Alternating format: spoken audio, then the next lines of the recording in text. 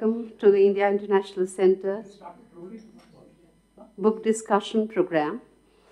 We gather here today for the discussion of homeopathy through a practitioner's eye, a distinguished work by Dr. Mohammad Qasim that illuminates the philosophical foundations and clinical dimensions of homeopathic healing, rooted both in science and human experience.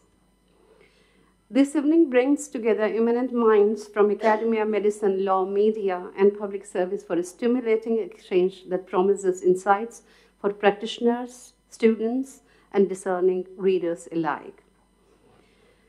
This session, of course, has opened with a brief welcome to all of you who have gathered here today. It will be followed by an engaging sequence of perspectives from our distinguished panelists. Allow me to introduce them. Of course, we are expecting Sri Anil Vohra, but he conveys his apologies for not being able to join us owing to prior commitments. We have this evening with us Professor Krishnan Kumar, an eminent educationist and scholar who is widely known for his profound engagement with the sociology and history of learning. As former director of NCERT during 2004 to 2010, he guided national curriculum reform and educational research.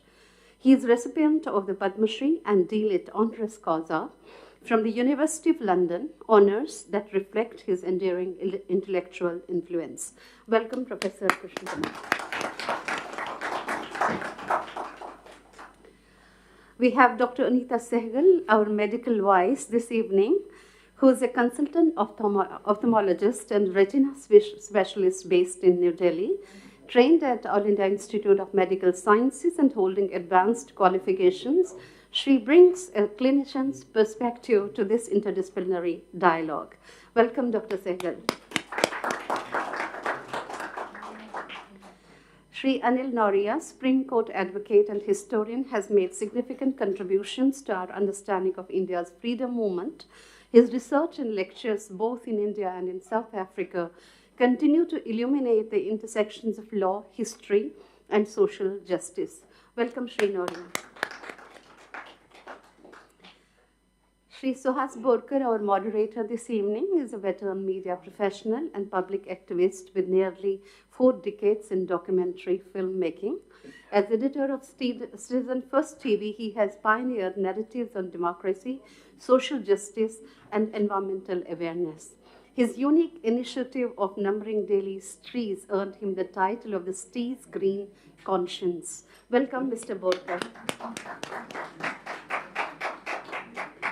And finally, the star of the evening who brought us all together here is Dr. Mohammad Qasim, author of the book under discussion.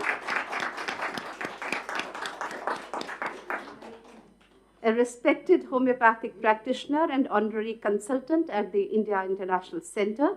He has taught at Nehru Homeopathic College, New Delhi, and served as visiting professor in France. His earlier work, published by NCERT, introduced the science of homeopathy to young readers. A member of the Scientific Advisory Committee of the Central Council of Research in Homeopathy, Dr. Qasim continues to contribute to both research and clinical practice. Welcome, Dr. Qasim.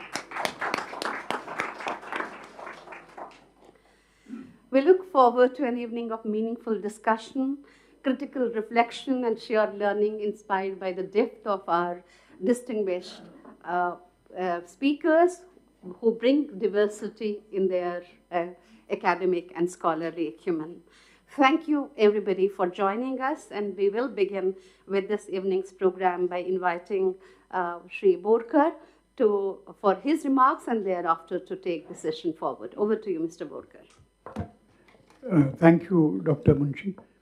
I think we'll do a little deviation. Oh, careful, sorry. Are you okay? Yeah. Since Sri Vohra couldn't make it, he was taken unwell at the last minute. So I will now request Dr. Mohammad Qasim to introduce the book, and then we'll forward the discussion. Please go ahead. You can go there if you want, whatever is convenient.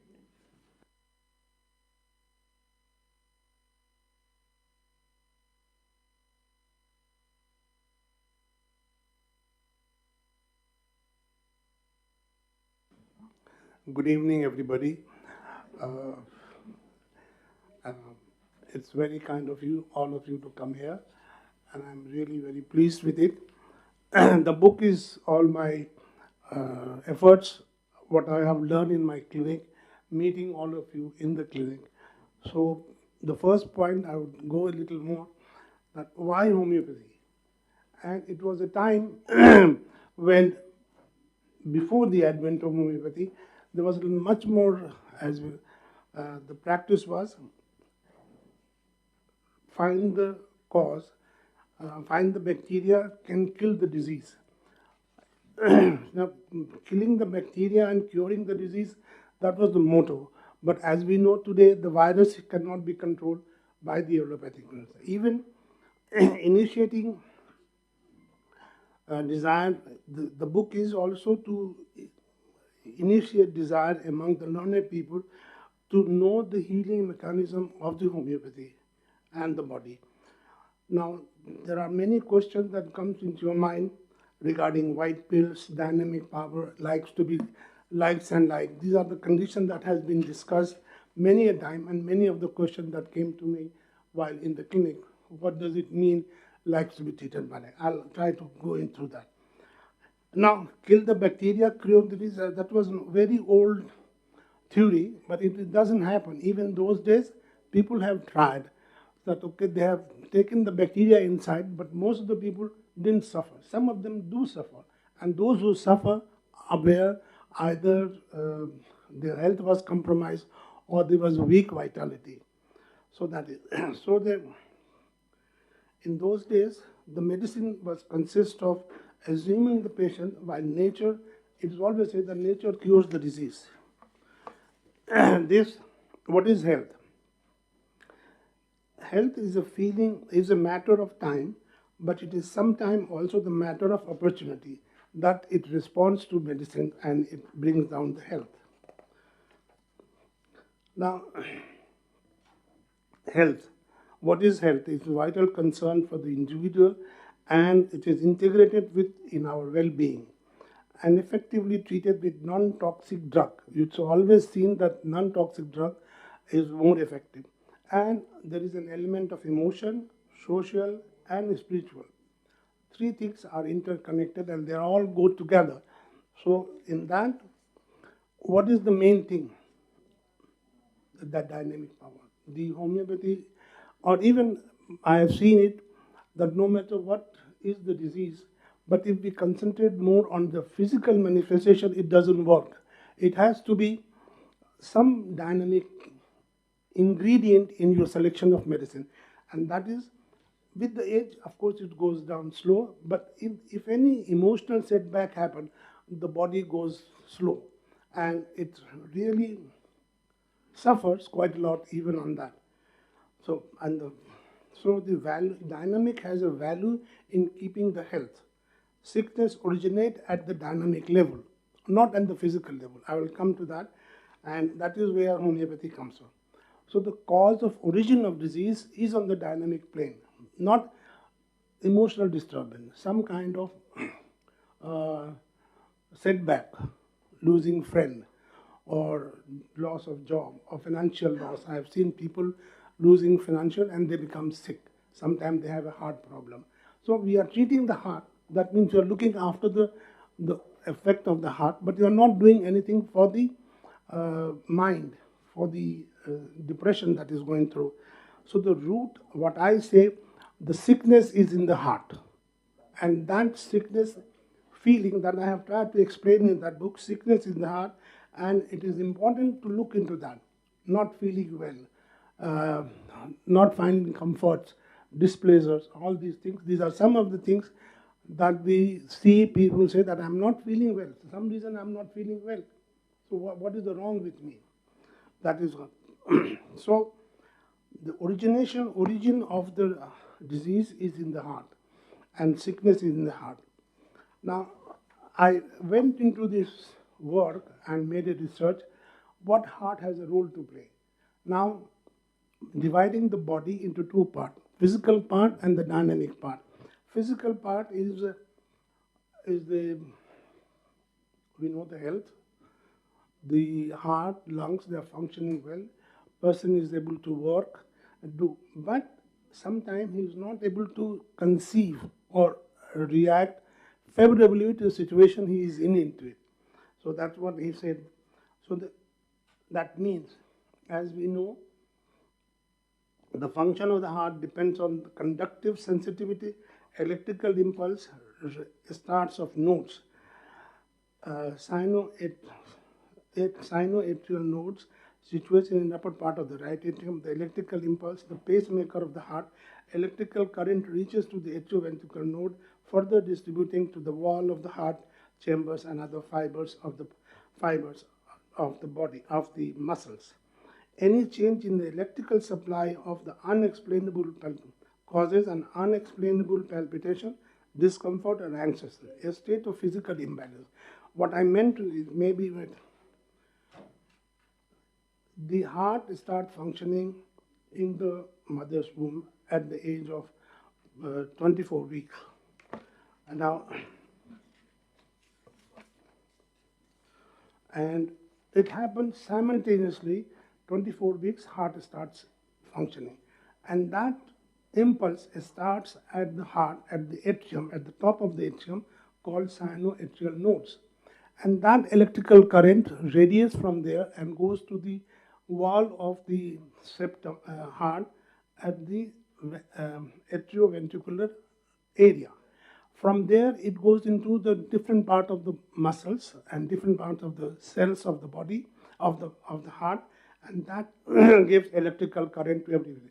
And that's the contraction and starts when the heart starts functioning, and we have the pulse and lub dub or heartbeats, everything starts functioning from there. So my concern is, I have tried to explain, is first you have to look into the heart, and how to look into the heart is to see the feeling of the person, see his behavior, see his conduct, his sleeping patterns, everything. Now, so what we have seen, I can give you some example. The crude medicine, they remove the physical illnesses, but the potentized medicines are needed for sickness of the heart, because the remedy, the potentized medicine, has got the similar kind of wavelength that the heart has inside, and it makes it is acceptable by the heart, and so it starts functioning in a way, functioning to normalize the function of the heart. Now, what is the potentization? That part comes. Potentization is a mean where the quality of the drug, quantity of the drug is reduced and even diluted to suit the dynamic nature of the body. Achha. Sorry, sir. Sorry. So the potentization is to achieve the quality, and the drug quantity is reduced and even diluted to suit the dynamic nature of the body. Potentization is made to synchronize with the dynamic power of the body. If you understand this, the homeopathic medicine is not just white pills, but all the pills, they have a memory. And as we know today, the water has a memory. So the dilution means the memory from the medicine goes to the water, and the whole water becomes a medicine, and it has a dynamic power. So that goes into the body, and it's synchronized with the body functioning, the heartbeat, the mind, and it goes. For that, I'll give you an example. This is one of the patients there are a number of patients who made me think about it. This patient, age 50-year-old, she was suffering from cervical spondylosis, severe pain in the nape of the neck, shoulder, and arms. And even to touch, it was very painful. She was very difficult to. So I gave a very common medicine, a snake poison, Lacosis, 1000. After taking that, a few hours later, she developed kind of vibration in the arm, all over the body, but mostly in the arm with the throbbing and shaking pain. She couldn't tolerate. She called me. I said that, look, please wait, just try to sit down, try to move around, and it will be going. That's what she waited. Next morning she said, I'm 50% better, my pain is gone, my vibration is gone, everything gone. Today she's sitting in Canada and she's looking after their children. The thing has not recurred. This one point you have to understand, that once the homeopathic medicine acts, it acts forever. And I have a patient who has cervical spondylosis, and she is a professor in Delhi University. She comes maybe 15, 20 years after. And she says, one dose I have taken and it has cured. So this is where the advantage you have in homeopathic medicine. And this is one part. Now, why that feeling happens? What is the dynamic of the medicines? Now, sickness first comes with the sense of not feeling well, a dynamic expression. The dynamic concept is the key in the therapeutic of methodology. This brings another concept, the two of the same level, law of similar, vital principle, and these are very too much discussion about it. And they say these are all vague, these are nothing there. But it's not vague. It has a root, and that root can be seen in the heart. And I have tried to, the law of principle means a thing that we always react, a thing that create things can also cure the things. Now, I won't go into that. The dynamic power, the dynamic power accept the outside force. This is the quality that if this dynamic power is disturbed, any medicine given in that level, it is accepted by the body, and it reinforces the body to get rid of the pathogen, get rid of the viruses. That's why we are able to make contribution in the treatment of some of the incurable diseases. Very much alike to the means of relieving disorder. The blood and other liquid are supportive. Now, this dynamic things provides energy to the weak health and circulation. This energizes the body. The whole medicine is to energize the body, energize the strength, fighting strength of the body. Now, so this is the law of similar. Two similar things attracts each other. That is the principle that we have in. Now, vital force and vital principle. These are another thing that happen. Now, what is vital force? For me, I have identified it. The vital force is placed in the heart. At the bottom of the heart, near the atrium, there is a place called sinoatrial node. That is the vital force. That is the main force which provide energy, goes to the ventricle that notes that the fiber or the electrical impulse or the vein or the nerves are there. That is called atrioventricular nodes. So from the heart up to the middle of the, from atrium to the ventricle, this electrical impulse comes, and these electrical impulses is the power that goes all over the heart, in the cellular, in the muscles, in the nerves, and that makes contraction and relaxation. And this is the function of the heart.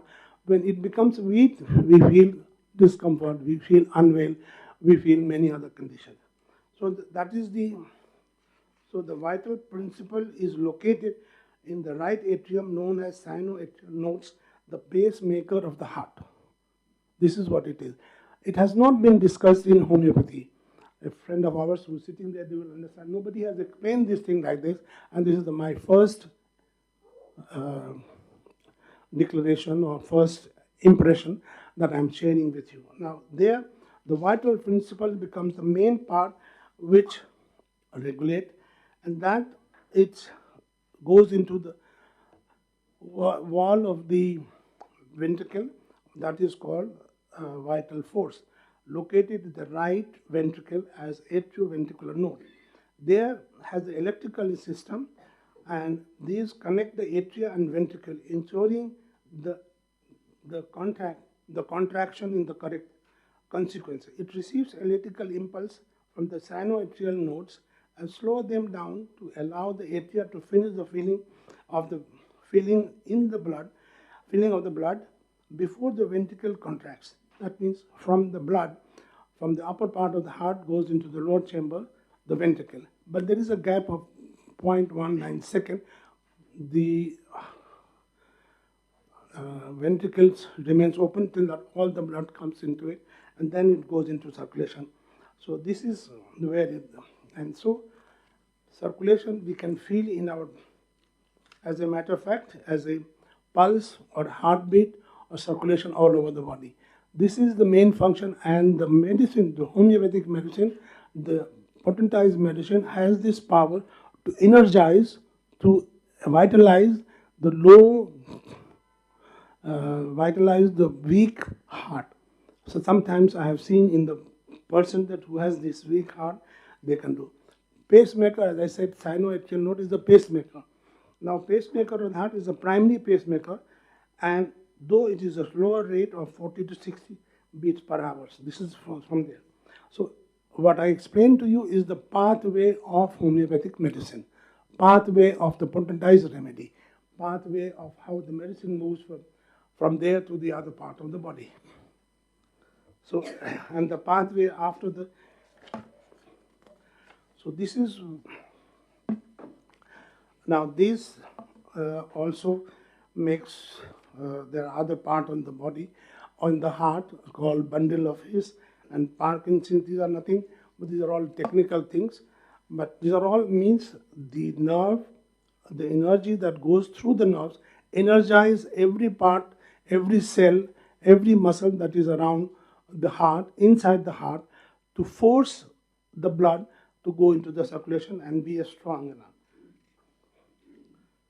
And now, atrioventricular node is a cluster of a specialized cell in the heart wall that relay electrical impulses from atria to the ventricle, coordinating the contraction. This has to be improved. We've seen, I mean, I have the photograph, but I don't think you will be able to see.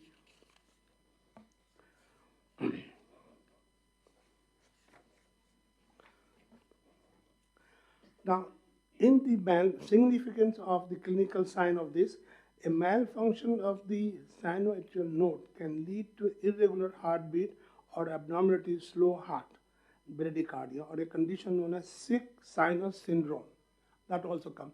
Again, there is a much needed medicine that we have, and I'll tell you, for this, there was some study long time back that we use it today also, the cretagus. But it has been found the cretagus used in a large dose, like the allopathic system, doesn't work the way if it is used in drop doses. And scientists have used it in a stop doses and find more strength in the heart in bringing out the immunity to the system. So that means what I say, that homeopathic medicine do energize the electrical stimulation, giving fight to the body. Now, the action of the medicine is a conductive system of the heart in restoring functional balance. Principally, the potentized remedy leads the healing. The potentized remedy has meaningful role in removing the cause. Cause means cause in the heart. And if you remove that, the physical condition, because I've seen it even in cancerous cases, that it is ameliorated. This man, I had tried to give in the book also, this man was mostly recovered, but he left the medicine. He thought he's all right, so he left the medication. And 3-4 months later, when he came, it was all flare up, all gone all over the body. So that's how. So this summarizes the law of similar concept of vital principle and vital force in correcting the emotional and physical disorder. This is important. Now, medicine, again, the scientist, one of the psychiatrists says, medicine cures diseases, but only doctors cure the patient. We have to listen to the patient to cure the patient. We don't listen to this. We don't understand the patient. We don't see the patient. I had a patient who was suffering from stammering, quite a bad, and 25-year-old. So I listened to him for 5 minutes, and then I found there is some kind of hesitation, some kind of fear before he starts talking. Now that fear started him, otherwise he's okay, but once that fear comes, he used to tremble, he used to mutter. And on that basis I gave him, he's perfectly normal. He never recovered. So this is what, so the medicine cure disease, but only doctors cure the patient. That is the, so here it comes, but everybody asks me, how many hours or so many long discussion and then you give medicine. Well, I don't take so many hours, but still, but I need to know the way people come to me, the way you say shake hand, the way you behave, the way you talk. You manifest something, your body language understand. And there I say homeopathy treats sick individual. It is a specialty in homeopathy. You treat the sick individual. Today, the trend is towards group of practice, group of thinking, and even group of mood of life. So the man is not greater than mass. As the intelligent thinking people realize and prize their individuality, the individual approach will hold and appeal to them. Homeopathy offers a special inducement to the man who can treat people to think and act as individuals. In that, I can say, we are treating people from tuberculosis. We are treating people for urinary tract infection. But it keeps recurring. And people have been known that drug-resistant diseases. That means what? We have been trying to kill the bacteria, but still we are not able to kill it. The person is suffering, and we have a lot of people who are suffering from post-tubercular diseases. I'll give you one more example and finish. So homeopathy offers a special inducement to the man who can teach people to think and act individually. As so, medical treatment is individual. This woman came to me for different reasons, but one thing she said, as a child she suffered from diphtheria. She had suffered, and since then she has not recovered. And we have in our homeopathic medicine diphtherinum, medicine prepared from the saliva of the diphtheria. And she remarkably, within 24 hours, she was different. She recovered completely. So, what we say, the history. That means you don't need 20 hours speaking, just diseases. People who had tuberculosis and suffering from skin problem, you treat the tuberculosis, it's gone away. Within a week, everything disappears. So these are some of the things that you have to understand. The disease is physical manifestation, yes, but the cause of disease is inside, somewhere in the body, in the dynamic plane. So we have to understand where is the disease and how it will be treated. This is what I have I have learned it from my practice, and I have tried to put them in the book. I will be happy to get any kind of feedback, any kind of criticism, which I'm looking forward to make it more viable in my thinking. Thank you very much.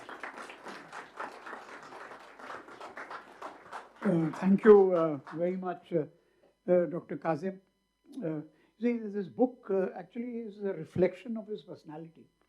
You know, he is so involved, he is so engaging, he is so inclusive.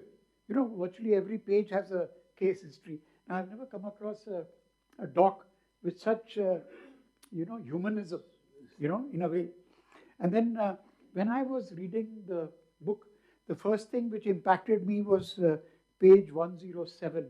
And, I must be honest, it was a tiring day. I was lying down in bed and reading, and my mobile was next to me. And this page 107 warns you, about the mobile not being close, So it's so I immediately put it away, So it says the World Health Organization has admitted that phone radiation is a possible human carcinogenic with increased risk of glioma, tumor in the brain and spinal cord among those exposed to cell phone radiation in long spells. So if you put it next to you and you sleep, then for the next 7 to 8 hours, that radiation is impacting you. So I mean, this was an immediate lesson I learned after, because I used to keep it very close to me all the time. That's one. And the second thing is the lucidity of the, the way you write, sir. So I just want to, quickly, before I ask Professor Krishna Kumar to come in, I just want to take you to page 256 first. And the way you put it, you see, he quotes the World Health Organization's definition of health, which I think is in a way summarizes the holistic approach of homeopathy. Health is a state of complete physical, mental, social well-being, and not merely the absence of disease or infirmity. In recent years, this definition has come to include the ability to lead a socially and economically productive life. Now, that's a holistic approach, which I think is very important. And then he quotes, in homeopathy, the therapeutic pattern is unique and the whole process is non-toxic. There is no collateral damage. Refurbishment and restoration of harmonious functions of the vital organs are the main aim. The stronger the cardio and neuromuscular systems, the better the immune health. That is at the foundation of the process of therapy. Now, while I was working on what to say here, I thought it's better to, pick up three whom, as Indians and our virasat, as they say. So I picked up on what Swami Vivekananda had to say about homeopathy. Vivekananda says the homeopathy was not one of blind faith or rejection, but of open-minded inquiry, practical utility, and scientific scrutiny. Now, in a conversation with Dr. Street, a homeopath in Detroit in 1894, this is a quote from his letters, volume 5, Vivekananda says, I have seen homeopathy work, but I want to know how. If it cures, it must have a law. Find that law. No, you're finding that law. Okay. The second thing I want to quote is from Tagore. Tagore's endorsement of homeopathy stemmed from personal experience and a belief in its gentle alignment with nature's healing processes rather than aggressive interventions. Tagore's writings on homeopathy appear in letters, forewords, and public statements from the 1930s, particularly during India's freedom struggle, when he advocated for indigenous and affordable healthcare. He praised its growth in India, seeing it as a bridge between Western innovation and ancient Indian wisdom. For example, the Upanishadic view of human organism. Unlike allopathic medicine, which he critiqued for disturbing the body, Tagore lauded homeopathy for allowing nature to deal with ailments. The third and the last, I went to Gandhi. Gandhi viewed homeopathy not as a panacea, but as complementary to naturopathy, Ayurveda and allopathy. In Key to Health, that's in 1942, he wrote, the body is the temple of God. Prevention is better than cure.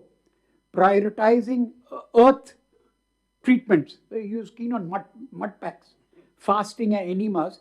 He criticized over-reliance on drugs, saying doctors have almost unhinged us by their drugs.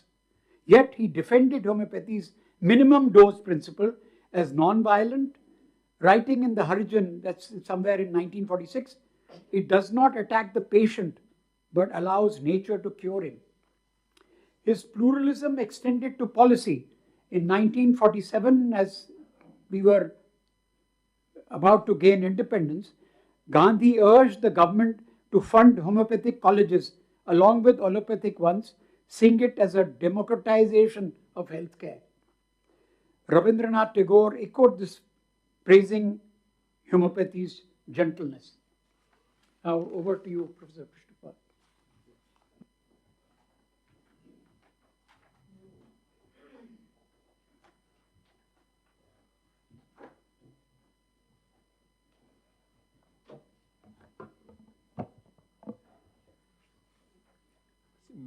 Mr. Borkar, Dr. Qasim, friends,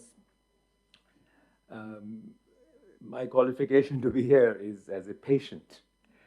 It was about 50 years ago that I walked into the clinic of the late Dr. B.R. Sur in Vasant Vihar. On a day when I thought I was very close to leaving teaching forever as a profession that will not suit me, because I had been suffering for months with a lung ailment, which was getting worse as the treatment proceeded along the usual lines. Today we can call them allopathic lines. Somebody, a sympathetic friend, advised me to see him. And I said, what kind of doctor is he? And he said, he's a homeopathic doctor. Now, I had never, ever heard this word. And staying in Model Town, I took the long journey in that state of my very poor health all the way to Vasant Vihar with hardly any hope that something will happen. The fact that I remained a teacher and I'm standing before you so many years later owes to that day's proceedings and the months that followed. Over the last 20 years, I have known Dr. Qasim both as a consultant, a friend, a very gentle human being. I must say I am privy to the development of this book, and I've read it in manuscript. I've had several discussions with him as it proceeded and unfolded. My own instinct was to suggest to him that he must engage with this ideological battle that homeopathy is fighting almost all over the world. And in many countries like Australia and several Western countries, including the United States today, it's fighting a losing battle, and that he should engage with this battle. Dr. Qasim's main idea was that I should explain homeopathy rather than engage in ideological battles. So ultimately, the book has taken this very gentle form, the form in which it attempts to bring across to us its potential, its power, with numerous case histories of his patients over the last so long that he has been around as a practitioner. Today, as we discuss this book, congratulate Dr. Qasim and celebrate the effort that he has put in, we have to recall that historically, homeopathy has been at the crossroads for a long time. A 1971 PhD thesis of St. John's Hopkins University in the United States, a published thesis, says it all in a title: Homeopathy, the Rise and Fall of a Medical Heresy. That book, that doctoral thesis, outlines how homeopathy once enjoyed a dominant place in American medical education and practice. And something began to happen in early 20th century, that it fell from that place. Dr. Kaufman, who is not a practitioner, but simply a researcher, outlines the political economy of the pharmaceutical industry. It links with the medical education industry, and then explains why homeopathy did not survive in the United States, except in the state of California, which, as you know, is an outlier to many things that dominate American politics today and its economy. In the rest of the United States, like in many parts of the world, it's not treated as a serious therapeutic science. In England, where even the late Queen always carried a homeopathic first aid kit with her, that did not help to motivate the National Health Service to make it available to the common Englishman. Now, her son, the king, has ensured that the NHS, ensured gently, I suppose, that NHS will look into it, and the Royal Homeopathic College has been renamed under his persuasion as the Royal College of Integrated Medicine, where homeopathy is also available. That hasn't changed the British landscape. Many people believe that homeopathy has sort of Eastern origins, which is not true. It's as Western a medicine system as our allopathic system is. It originated in Germany, as Dr. Qasim has explained, and in Germany it is still a major contender for status, and its medicines are made there, manufactured, are made available. And that doesn't still persuade most of the Western world to take it seriously.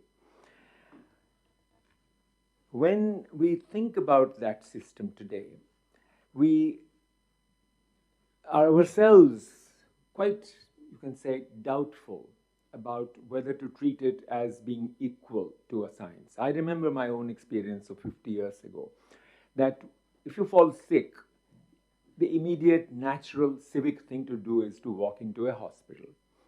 Now, hospitals are places of diagnosis and cure, and the only cure available in most hospitals is what homeopaths call the allopathic system.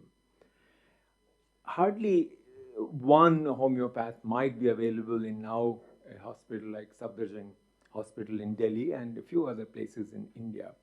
But homeopathy as a system is now, of course, under government's patronage, but that doesn't help homeopathy in gaining status among the young. If you look at how admissions to homeopathic colleges take place across the country, they take place through the NEET system, which itself is a very defective system. It has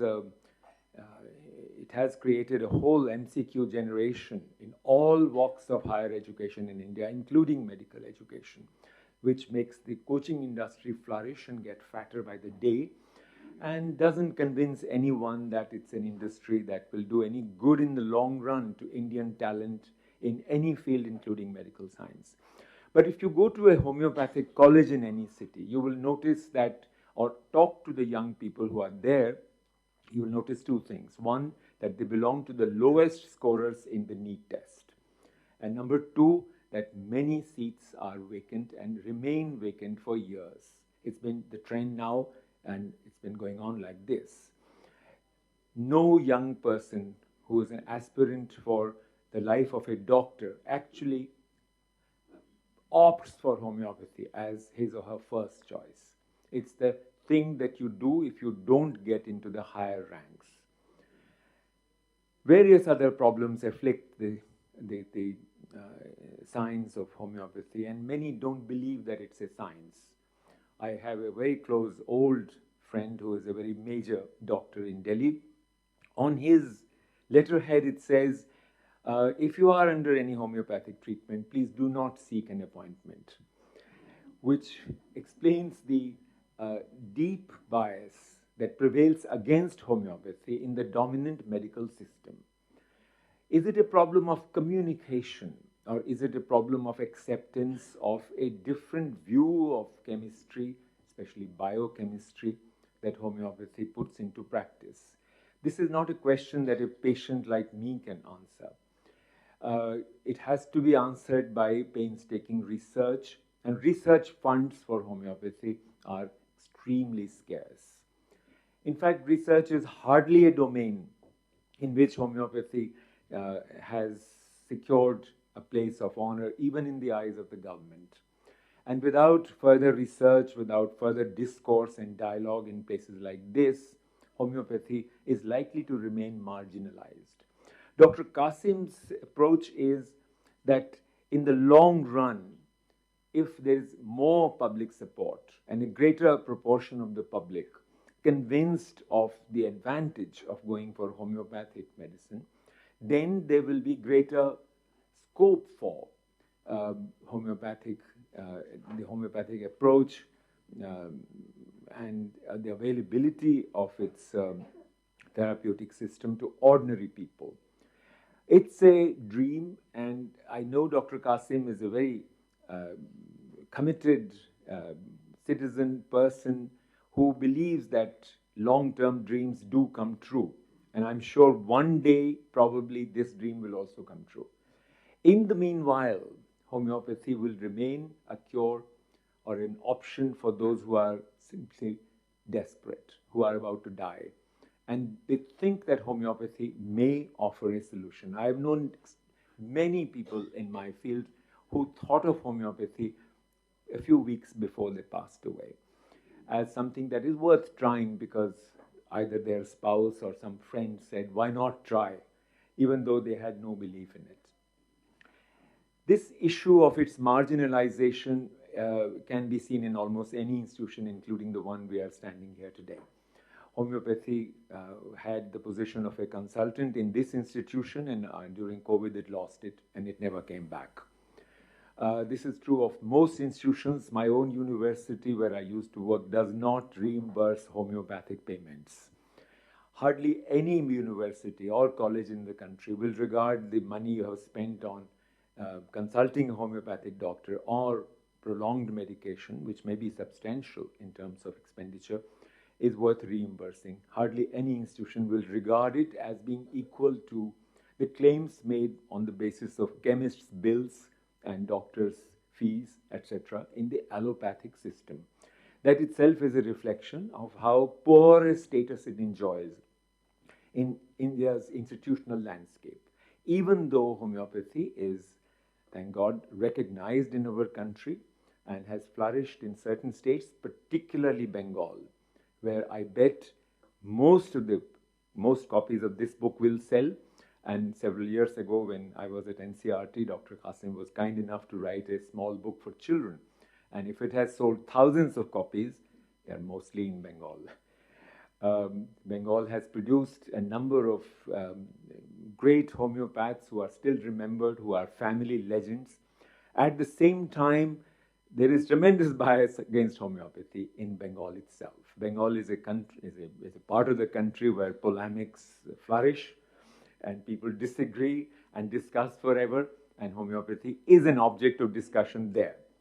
And that's a sign of great hope. Discussion is what will bail us out as a democratic society in every respect. And therefore this evening, which I think is a rare evening in the history of IISc itself, that we are discussing a book on homeopathy, I'm sure an evening like this will pave the way for a greater scope for homeopathy in future. And one day the political economy will allow it to gain the same status in the perception of the elite as well as the public as allopathy has. It's a day that will come after an enormously, I think, long wait. Many of us won't be around when that wonderful day comes.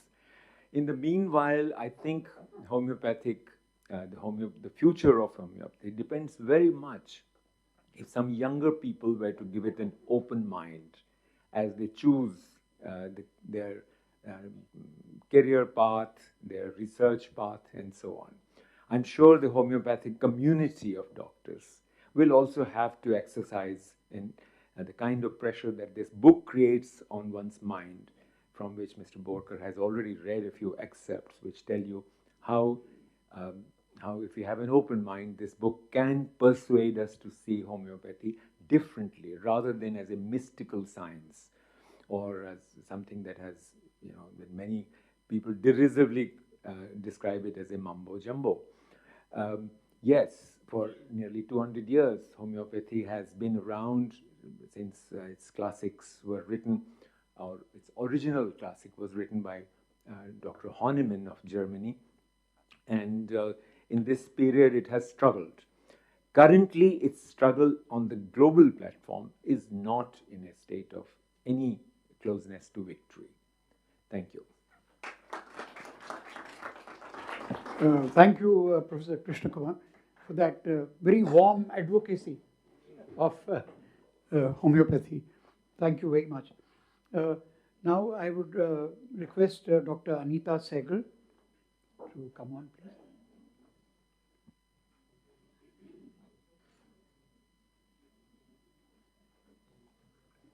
Good evening, everyone. It's an honor to be here to celebrate the launch of the much-awaited book by Dr. Qasim. As we all know, Dr. Qasim is a very renowned homeopath doctor, and in this book, he has given us an insight into the details of how homeopathy works. I have known Dr. Qasim for more than 20 years, and I would like to share with you, in spite of being an allopathic doctor, having done my MBBS, my MS, and super specialization, how I got introduced to Dr. Qasim and homeopathy. One day, sitting in my clinic, I had a lady around 30 years old who was suffering from recurrent severe allergies in the eye. She also had allergy on the skin. She had been going to dermatologist and other ophthalmologist, and she had to put steroid and take steroid quite often. So when I explained to her that this is what we have in allopathy, and steroid has to be put or taken only for the time for which the doctor prescribes. On that, she asked me that my mother has been recommending me to go and try homeopathy, which I'm reluctant to. What's your opinion about it? I said, see, I'm an allopathic doctor, but there are distinctive systems of medicine like allopathy, Ayurvedic, homeopathy, Unani, Tipton, a lot of them. And each system has only one aim, to cure the patient and to improve the overall health of the patient. And homeopathy, in my knowledge at that time, was it has got minimum or no side effects. So I said, please go ahead and try it. She came to me after a few weeks, much better. Her drops and her steroids had almost reduced, and the recurrence rate over the months reduced.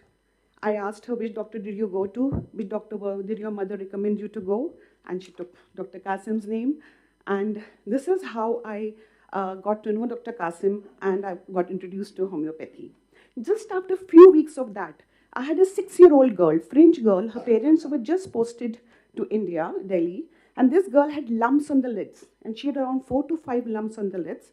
They had tried treatment in their country and here also, and she was suggested that as by the conventional method, they are not resolving. The only treatment now left is to have a surgical removal of them, and that too under general anesthesia. Even I did not want the girl to undergo general anesthesia. The mother was very apprehensive about it. I asked them, do you believe in alternative medicine? The mother said, anything that saves my girl from general anesthesia. I fished out Dr. Qasim's number, and this was my first phone call to him. I introduced myself to him, and I said, this is the case, I have this girl. Does homeopathy have treatment for this? He said, हाँ है, but tell them it will take a little longer time, and भेज दो उन्हें. And I sent that child to Dr. Qasim, and within few weeks, they started getting smaller, and in few months, they were gone. Now, this is when my belief in homeopathy started. Just after a few months of that, I had a young child who came into my clinic with a red eye. When I examined him, he had a subconjunctival hemorrhage, a hemorrhage which occurs below the conjunctiva, and the eye turns red, and it was a huge hemorrhage. So I told him, this is what I'm giving you, this is the treatment. It will take few days to few weeks for the hemorrhage to absorb. He said, no, I'm an actor and I have to go for shooting, and it's just 4 days or 5 days after this. How will this happen? I said, okay, wait. I again called up Dr. Qasim and asked him, ऐसा subconjunctival hemorrhage है, क्या हमारे पास homeopathy में treatment है? He said, भेज दो. I said, okay, fine. And you know, on the 4th day, that boy called me, I'm shooting and my eye is almost white. Now, belief in homeopathy got strengthened. And the curiosity that how does homeopathy heal, which my system is not healing. So I thought I should now meet Dr. Qasim. Being a retina specialist, I get a lot of patients with diabetes, hypertension, vein occlusions, age-related macular degenerations, having hemorrhage, edema, and things in the retina, for which we have to give anti-VEGF injections, which have to be given repeatedly. We have to do lasers. Apart from being expensive, it's a lot on the emotional factor of the patient, that I have to go for the injection every month or every 3 months. So I called up Dr. Qasim and I told him, sir, I want to meet you. So he said, well, come, and we met in IIC itself. And I asked him that how does homeopathy work? So that, as Mr. Boker said, he just stated the same from what his book said, that Anita, definition of health, WHO says, is just the state of complete physical, mental, and social well-being, and just not merely absence of disease. This is what homeopathy works on. It is a holistic approach. वो दिल, दिमाग और body तीनों पे काम करता है. Then he told me, the time the patient walks into my clinic, the way he walks, the way he sits, the way he talks with me, the way he behaves, my diagnosis starts on it. because he said that homeopathy treatment also encompasses emotional and psychological health of the patient, the lifestyle of the patient. So the treatment for the same issue will be different for two different people. It is an individualized treatment. It cannot be same for two patients because every person has a unique emotional and psychological setup. And I was convinced, and I'm happy to share with you all that from that day till today, about 75 to 80% of my patients have benefited, along with allopathy and homeopathy, for my retina cases, multiple sclerosis patient, herpes patients, glaucoma patients with optic nerve issues, uveitis patients, and the list is long. This shows that homeopathy and allopathy can work together. They can complement each other. And there has been a good, but for this, there has to be a good coordination between both. Like Dr. Qasim will always ask me, "Aap kya medicine de rahi hain?" I tell him, "Sir, मैं ये medicine de rahi hu."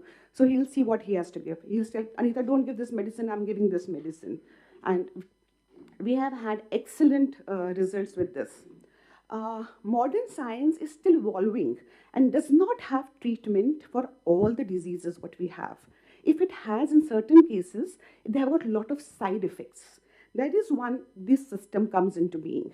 There are a lot of studies going internationally in which we can bridge this gap, or we can use 2 or more systems of medicine to heal a patient. Our government has also had now initiatives like National Ayush Mission, in which they are promoting homeopathy. They are funding for the research in homeopathy. Also, the Central Council of Research in Homeopathy is also doing a lot of studies and funding to have evidence-based. The evidence is lacking that yes, homeopathy is working. And events have been organized worldwide to inform the public and create awareness about this system. I'm sure Dr. Qasim's book is going to be a step towards creating the awareness and increasing the acceptance of homeopathy. I wish him all the best for it. And in the end, I would like to say many of my family members have benefited. My mother was suffering from GERD, and she was so uncomfortable for so many years. But with Dr. Qasim's medicine, touchwood, for last 10 years, she has a very comfortable life. My brother, he is an international neuroradiologist. He had a skin issue. He has also benefited with Dr. Qasim's medicine. One of my distant relatives had undergone an accident, and he had a brain hemorrhage. He was in Pune. And the allopathy doctor said, "We cannot give anything to dissolve the clot because the clot can go into his heart and cause blockage." From here, Dr. Qasim's medicine was sent to him, and today that boy is managing his business. So wishing all the best to Dr. Qasim, and the awareness increases.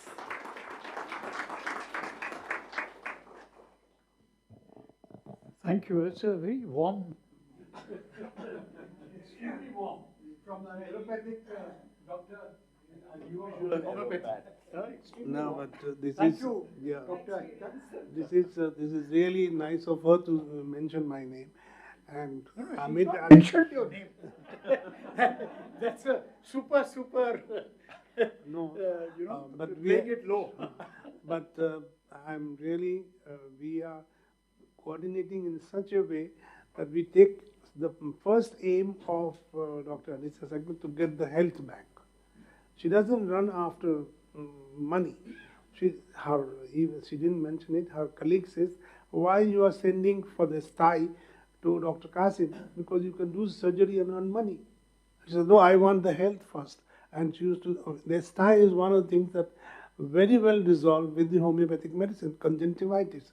People have suffered long. Even the students came.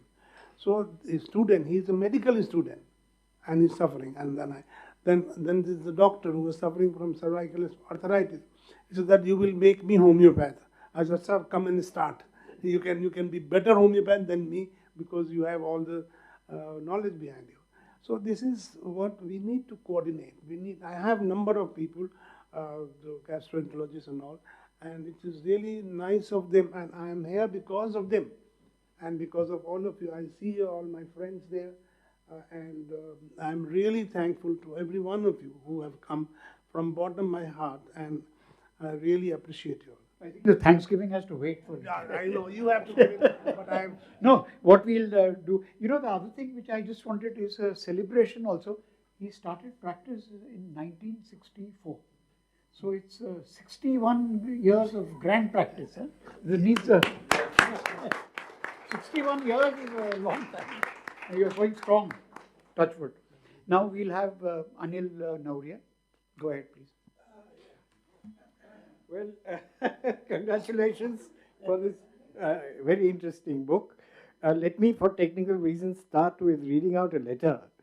This was written by Jawaharlal Nehru on 14th April, first April, sorry, 1910, from Cambridge to his father, Motilal Nehru.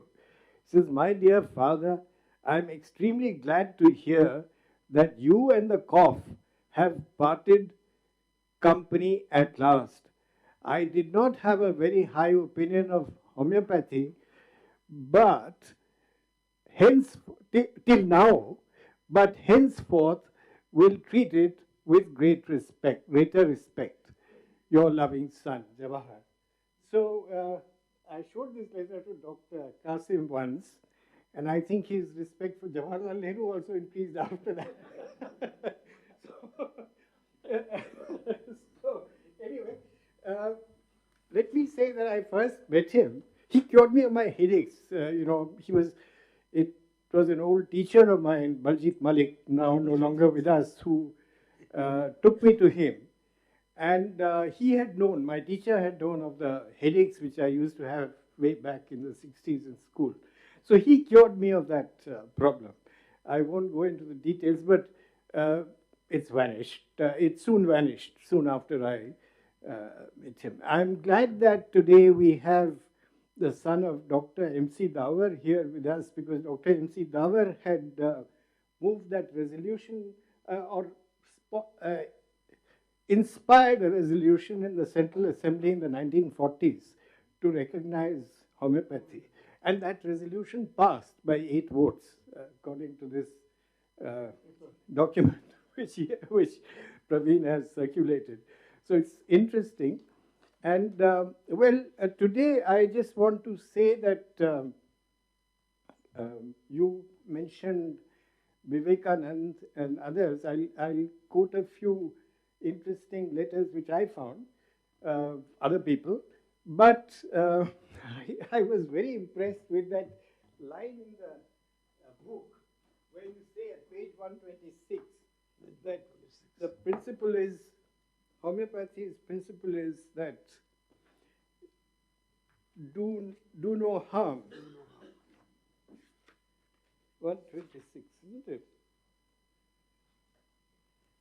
I may have the page wrong, but you say somewhere that do no harm, that the basic principle of homeopathy is that it must do no harm. So, well, that is exactly what courts are supposed to do, that no action of court should harm any citizen. And as a lawyer, I can relate to that. And I find now that when you go into a hospital also, you come back with the possibility of an increased number of diseases.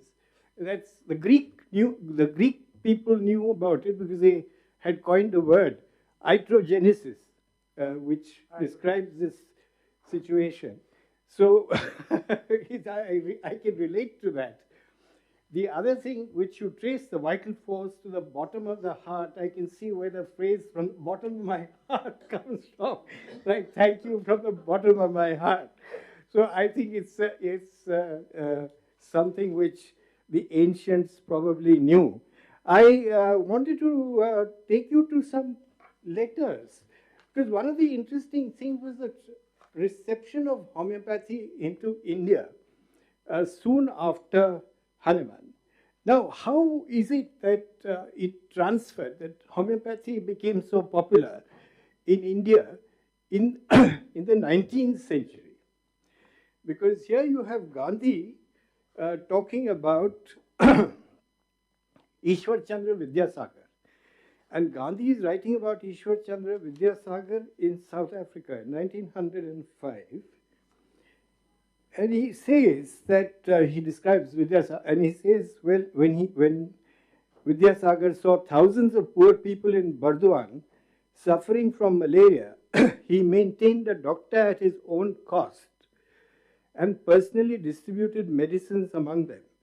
He went to the houses of the poor and gave them the necessary help. In this way, he worked ceaselessly for 2 years, secured government help, and called for more doctors. In the course of this work, he saw the necessity of a knowledge of medicine. So he studied homeopathy, attained proficiency in it, and began to prescribe medicines to the sick. He did not mind traveling long distances in order to help the poor. So there is this amazing transference of homeopathic knowledge into India as early as the 19th century. And it's something, somebody mentioned, Professor Krishna Kumar mentioned the lack of research on the history of homeopathy in India. But I think this is something which needs looking into. How did this knowledge become so popular almost as soon as homeopathy was born and founded? And it comes to India and it becomes so popular, and why? There's another letter from, I want to show you how Gandhi's own understanding of homeopathy evolves. In 1937, you know, he had this lady, there was an associate, he regarded very highly, Bibi Amtu Salam, and she was in Trivandrum in 1937. So she writes about some health problems she had. So he writes to her, tell Ramachandran, that's G. Ramachandran, in detail about your pain. There are a few good Vaidyas there. You know, Kerala is known for Ayurveda. You may even consult them if you think fit. There is also a homeopathic mission. So Gandhi is aware of a homeopathic mission in Kerala, and he is recommending to Bibi Amtu Salam that, you can also opt for that. Vallabhbhai Patel has a health process.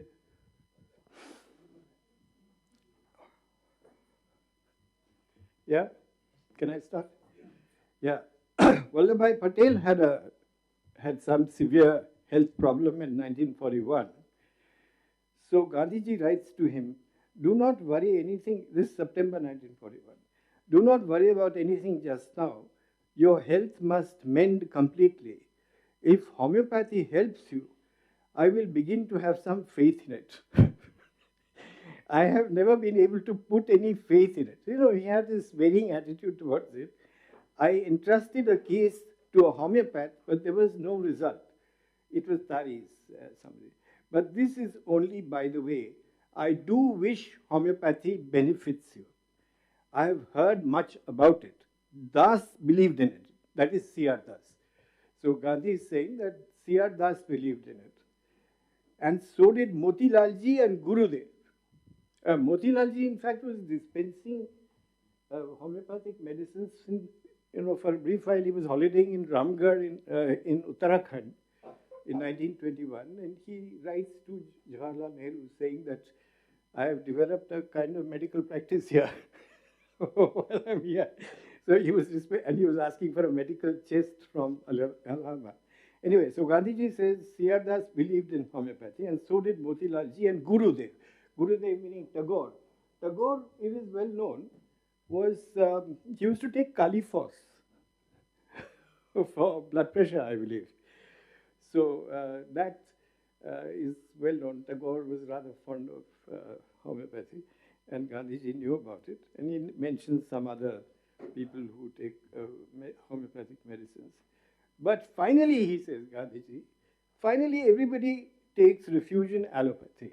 Now that is the tragedy or unfortunate fact which Professor Krishna Kumar also referred to. All this is beside the point, but let it be. We are concerned only with the result. To Sushila Nair, he writes in 1941, now this is something. he writes to Sushila Nair that you can also take a homeopath.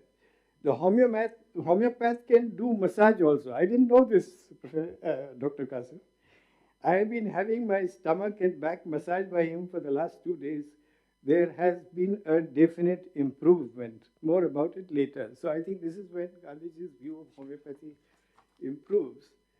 And then, but then, same year, there have been, he writes again to Sushila Nair, two persons are ill, the homeopath could not cope with them, both are running fever. And then there was an associate of Gandhiji's, Vanmala Parikh, who was in the Harijan ashram at Sabarmati. And to her he writes, you know, I have your letter. I have also got the letter which you sent with Dada. At that time, I thought that since you would be soon meeting me, it was pointless to reply. Besides, even if I had written, I could not have done so detailed. We shall have a little talk when we meet. I am not at all happy about Narhari's illness. He may consult a homeopath if he wishes. I wish him, even for selfish reasons, to get well somehow. This is that situation when people are so ill that they, which was described here, that, you know, when they feel that, all right, now let's try anything. So he's saying, well, he should get well somehow and he may consult a homeopath. It's in 47, 48 that Gandhiji's opinion about homeopathy seems to have drastically improved, because he recommends to an old associate, Shankarlal Banka, you must be keeping good health. Try a good homeopath if you know one. So now we have a homeopath amongst us. There was one thing that was mentioned about lack of research on the medicine itself, on the medicines that are, you know, the state has not encouraged research. But I was curious to know, and perhaps Dr. Qasim will shed light on that. Is there research going on in other countries, or is there a lack of research even there on homeopathic medicine?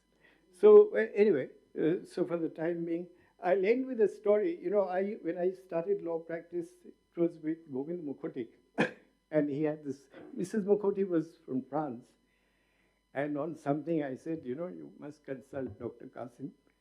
I've been going to him for years. So she said, still not cured? Anyway, thank you. Congratulations. So now, going for the Q&A, and you are the habitual one. Huh? Sorry, let's pick on others to begin with. As long as you don't leave me out. No, that's not the point. I'm sorry. I didn't want to hurt you. But I'm just saying, you always come up first. So, anybody from this side? I would like to support Dr. Anita. No, can you pick up the mic, please? Don't mind. No, that's okay, but we are recording. No? Come. I'd like to support Dr. Anita Sehgal on this lumps being formed on and being cured, because it happened with my own daughter. Too much use of the computer and that laptop and all, she had a big lump. And I think orthopedic, he suggested surgery and did not guarantee that it will not come back. So finally, her mother-in-law put her to a homeopath, and till today, she doesn't have it. And she's very happy with it. So I do support. At the same time, I would like to say, my own father, though he was not a homeopath, but he was a practicing homeopath.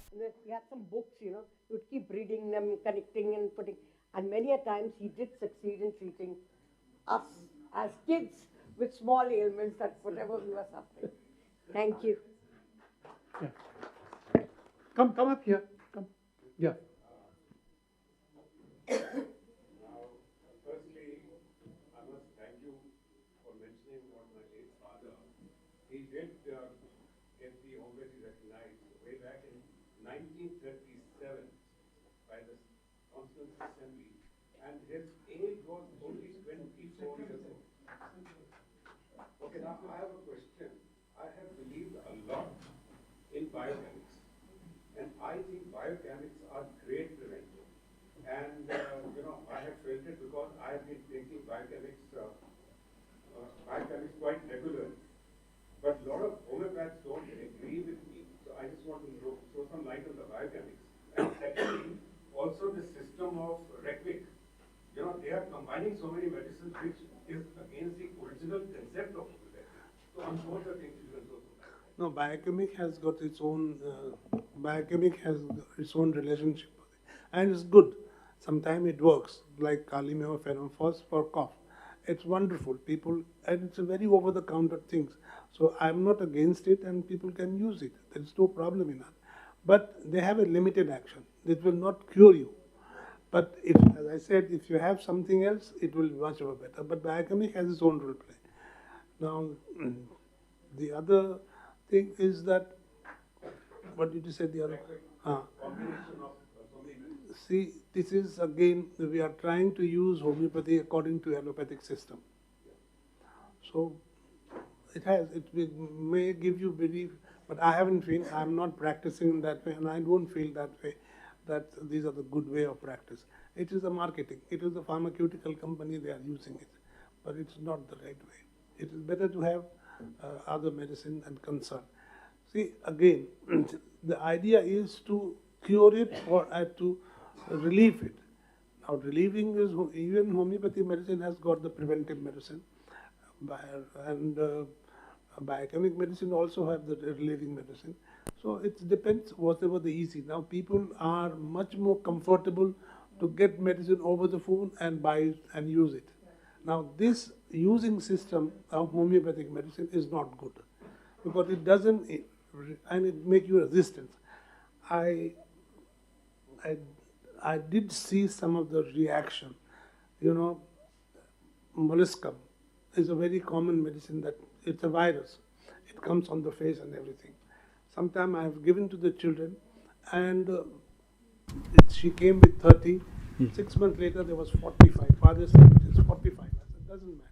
It doesn't matter. She was then 10 years old. Today she is 23-year-old, and there is no sign of any molluscum, any growth or whatever. So this is where, but there was one teacher who saw my prescription I am prescribing. He was feeling better, and he went back and he started taking. He came after a year to me, there are multiple kind of problem. I said, what did you do? Then ultimately, after second, third visit, he confessed that he has used those medicine irregularly and extensively.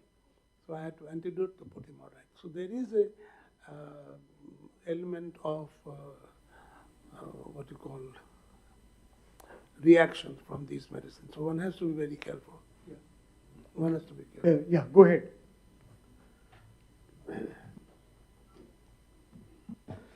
Yeah, I have been in touch with homeopaths like, Bishambar Das, Harish Devan, and now Dr. Johal. You might have heard of them.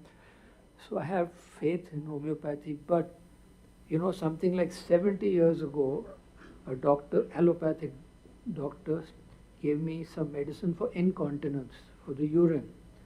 And after that, I dropped from coming first in class to the bottom of the class.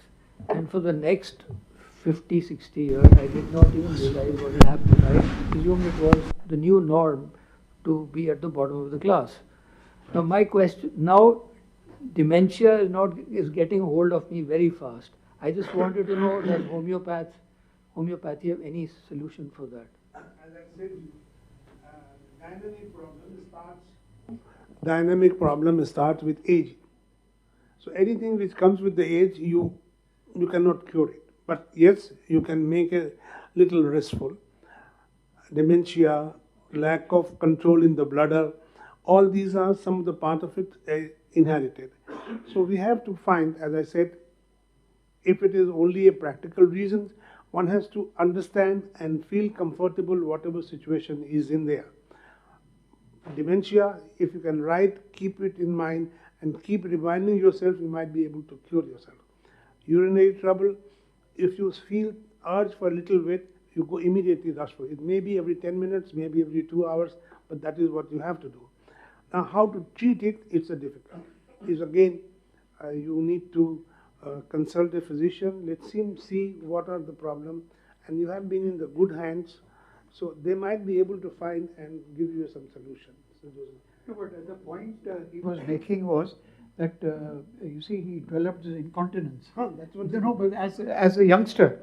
And then he went to the bottom of the class, So could it have impacted his academic values?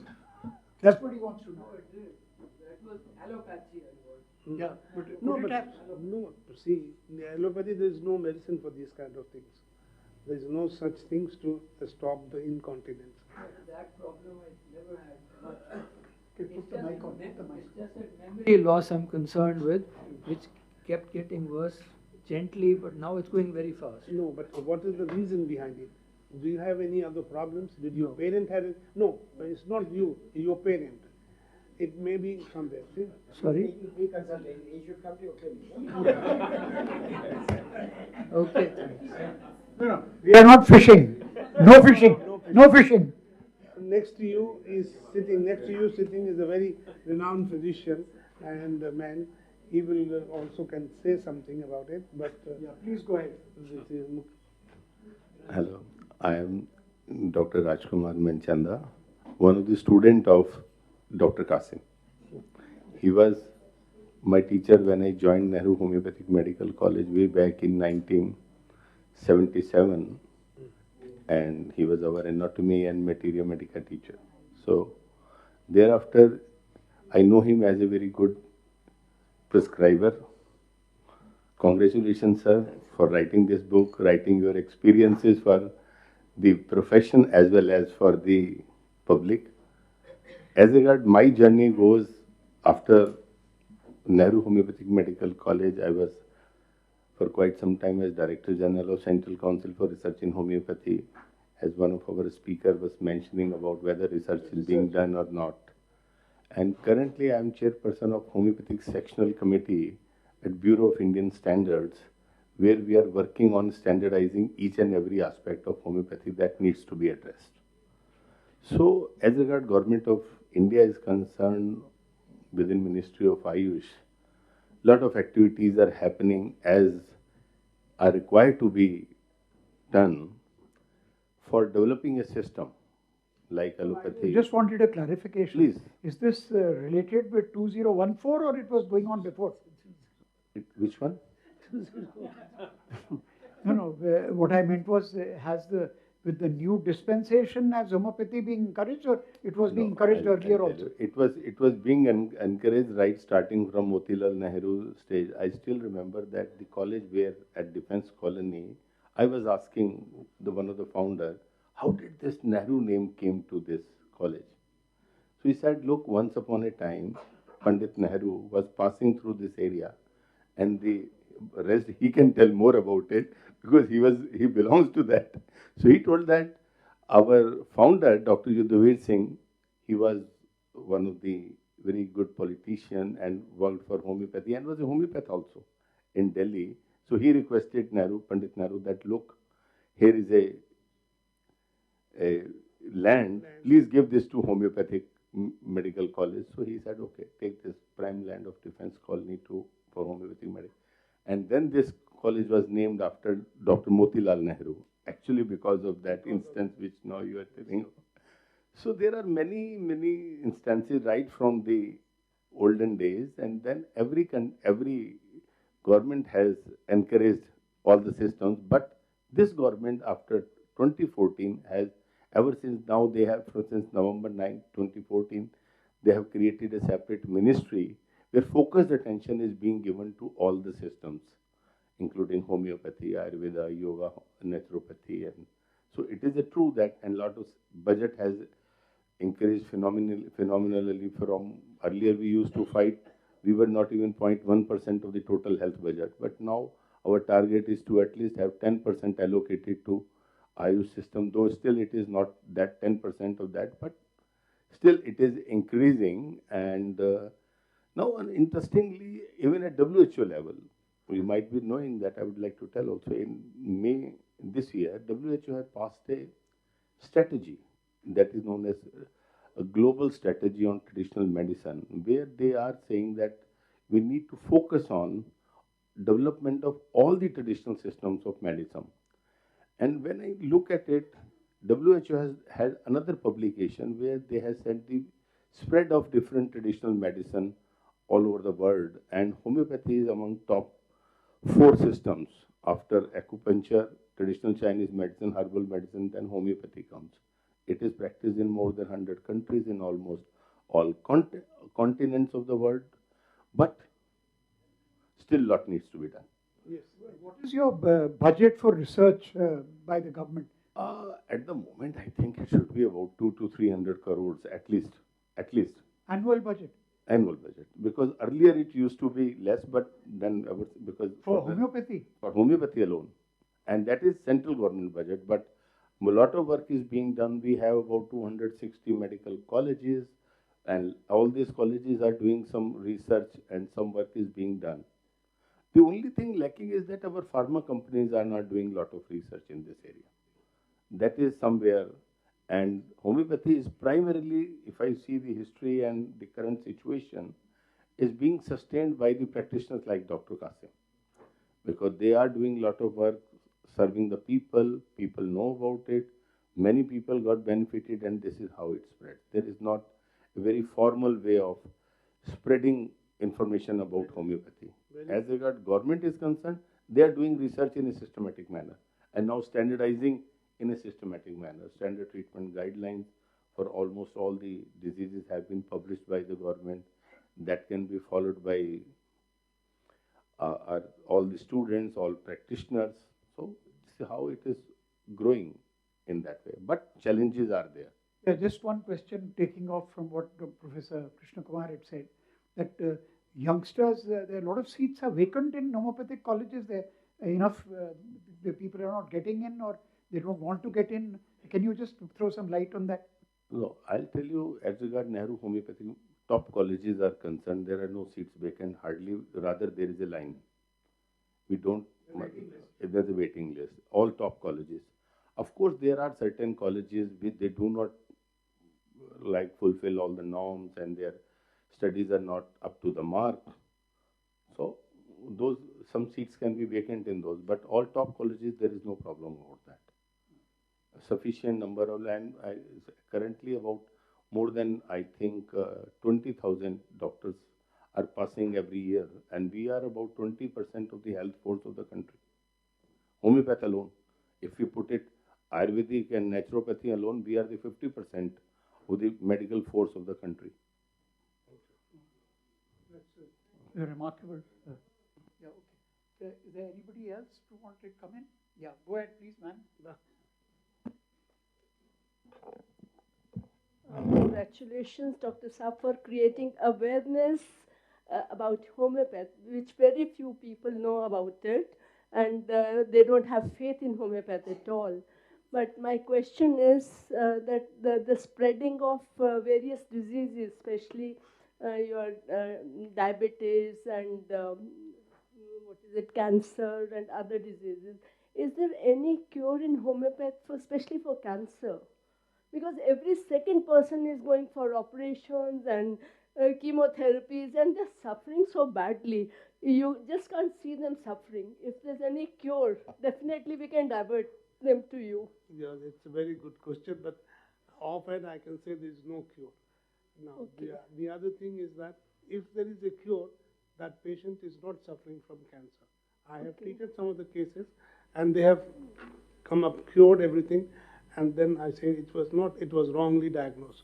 So like leukoplegia, it's a precancerous disease because of smoking and tobacco, and people go on, and the tissue becomes very hard and strong, and there is no alternative but to check. Person who is suffering has no faith in homeopathy. I have treated pancreatitis cancer, and I requested the family not to go to homeopathy, and I still have, for 20 years, this man, I have not cured it, but he is symptom free, and he comes maybe every 6 months or something, and he's well. But I've seen 45-year-old person, one after another. This is a targeted cancer, and the targeted things were done, and the patient died. So one has to have little faith, one has to have little patience, and be set to face the situation. It might get worse, it might get better. So people don't give care to the things. So it is what I can say. But yes, there is a treatment. Thank you, Dr. Sir. I would just like to add to this that recently we are seeing many young people and all age group people having heart attacks. There's a high rise in people with diabetes, hypertension, cancer. And the reason for that has been, it was a study done in Johns Hopkins University, and it said it's with our sleep pattern and the mobile. The sleep time and the cure time, healing time of your body is from 10 p.m. to 2 a.m. When a hormone called melatonin is produced, it relaxes all your organs, and it increases the growth hormone also. So if you sleep beyond 12 o'clock, your body doesn't get that hormone. Every religion says you have to get up at early to bed and early to rise. So one of the reasons if homeopathy can work on that, on the sleep pattern, educate people on the sleep pattern. If they have sleep issue, then homeopathy can come in there. And for sleep, what is very important is at least 30 minutes of darkness or dim light. We are seeing mobile and television and sleeping. So when the light goes in the brain says, abhi to din hai. And that hormone doesn't come. And that is one of the reasons why we are seeing so many cases.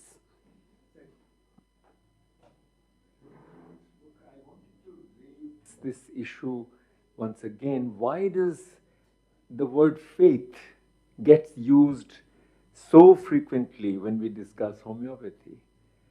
I don't see that word being used. Do you have faith in All India Institute of Medical Sciences or in allopathy? No, we don't talk about faith there. But homeopathy demands faith. That means there is a problem here, an institutionalized problem.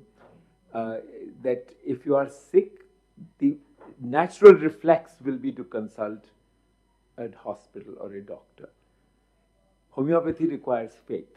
That itself is the heart of the problem. I have explained that. I don't believe in that faith. People come to me seeing that one person has got well, I have come to them. Today came, he's suffering from lumbar spondylosis and having a sciatica on the right side. And he has seen a person who had treated sciatica had come. So then he came. So faith is a wrong word and it's a diversion. It's a kind of pulling the leg. Faith hai to jao. What is this? This is not faith. The medicine is there. As I explained to you, if you hit the target, it is going to work in any way. So it is not the faith, but it is the medicine that cures. It's the medicine that helps. Like Anita said, we had patient the retinal degeneration. There is nobody in this house can think that it can be cured. But we have been able to cure it completely without injection, without anything like that. So this is where we need to coordinate. We need to understand the limitation of each science. And this is what we have to see even in cancer, even in bronchial asthma, even in UTI, even in tuberculosis, that kind of thing. I've seen people suffering from 20 years. And one medicine changed the whole thing and he's an army man. And after that, he was skin and bone when he came, cannot talk. And one medicine changed the whole thing. He survived. So this is where we don't need faith. If it works, the faith will come. Can I please ask? Yes. Dr. Qasim, do you think the fact that homeopathy reacts slowly, it takes time to react rather than treat, and the patients most of the time lose patience? No. And where the faith point comes in? No. Yeah. Homeopathic medicine doesn't take time to work. It works and it works first. The diagnosis between the clinician and the patient, because patient don't come and tell you exactly this is what happened. This somebody has said this, somebody has said this. So you divert yourself. So sometimes I ask and I get little angry. I said, come to the point. So can the fact that the patient knows his own self very well an asset in the treatment? Yeah, but because sometimes patients they don't know what's happening to them. Yeah, because they cannot describe. Today, in homeopathy, you have to go to the details. No, there's nothing. There's no detail. There's no detail. Today I had a lady. She is 65-year-old. She's suffering from bronchial asthma and pain all over the body, spondylitis, everything. How it happened? She had number of miscarriage. That's it. And she had divorce. She got divorced and then she got married. So that's enough. So the body immunity is low. She doesn't have a strength to control, but she's an artist. She's busy, she can work.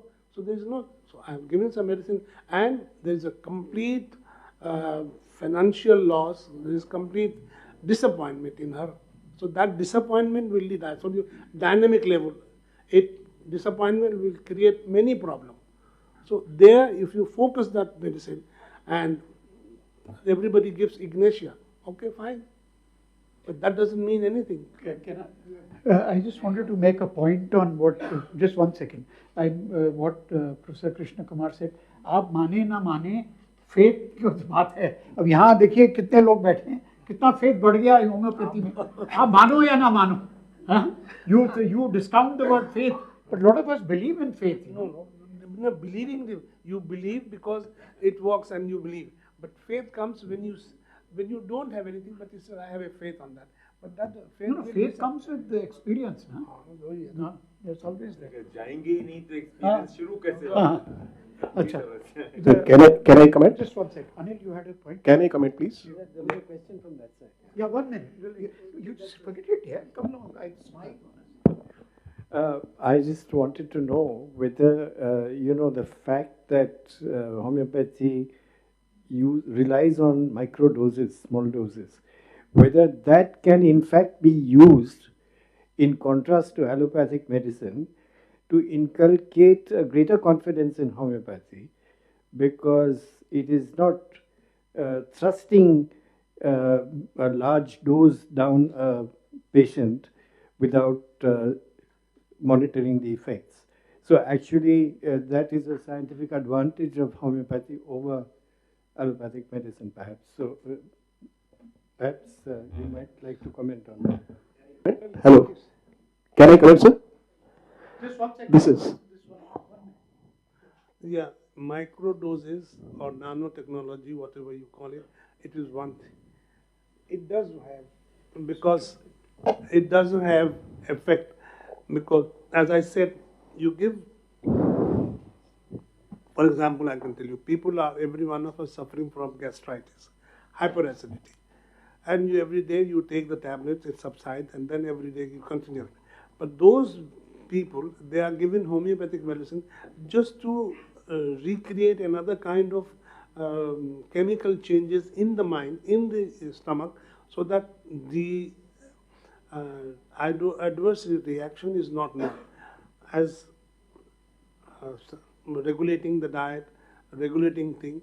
And the microdose has its own way of acting on the dynamic plane, not on the surface, but on the dynamic plane, and from there everything alters and everything goes into the body. People say that after taking the medicine, I feel there is a sensation coming in our body, and I feel comfortable, I can sleep well, and when I wake up, I am much more better. And if I take the diet, control the diet, it becomes better. So this is microdose has their level to play, and it has been adapted.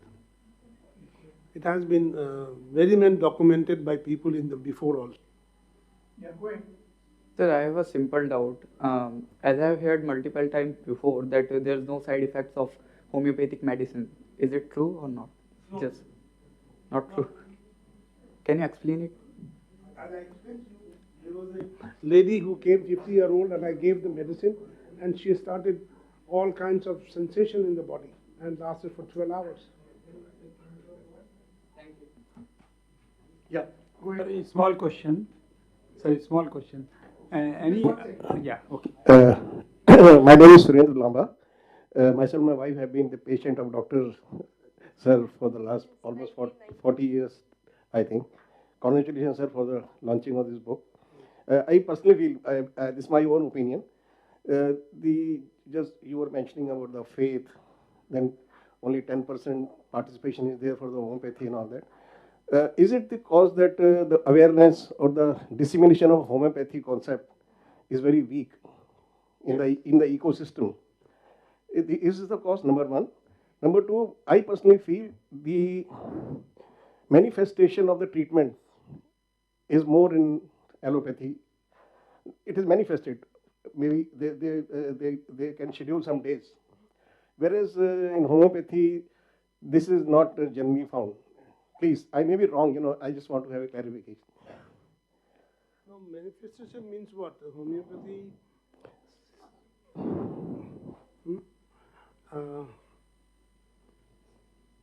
Can you repeat the question? I just missed it. See, in allopathy, let's say I walk into a doctor, so I have a kind of confidence. I don't use the word faith and all that. Okay, I know this pain will be over in next 3-4 days. But in case of homeopathy, I'm not sure. I'm talking about myself. Because he's manifesting, the doctor is saying, okay, in 3 days' time, you'll be all right. Then, see, in that, if you see, when the people walk in the homeopathic clinic, they don't have, they're not sure whether they will be able to get up. But at the same time, they have not gone well with the allopathic medicine. Every time she has to take the medicine. But once we treat it, realizing where is the cause, the pain goes away and doesn't recur. So after taking that, it becomes eminent to the person that yes, it can take care of it. And that's why people are getting more and more into homeopathy. So this is the reason, sir, I said that homeopathy is not being, aware. That is another awareness is very weak in case of homeopathy. People are not aware of this thing. That is the place that the institution has to go. I can't be promoting this, I can't displaying, or we are forbidden. The doctor cannot do it. It is an institution, the hospital, and the government has to make awareness among the people. Yes, it is a medicine. Allopathic, because the pharmaceutical company makes a lot of advertisement, and everybody follows that. As he said, our pharmaceutical company, they don't make advertisement, they don't do anything. So that is awareness. This is one reason that I wrote this. And you find I'm not only prescribing the medicine, I'm making it. This is what it needs. You have to understand homeopathy, where it works and how it works. Medicine doesn't mean anything. You can take haldi and you can take lasun and you can get. But the lasun in a smaller quantity is much more better than the lasun as a java that you kehte hain usko. So this is where it is. It is the awareness is not.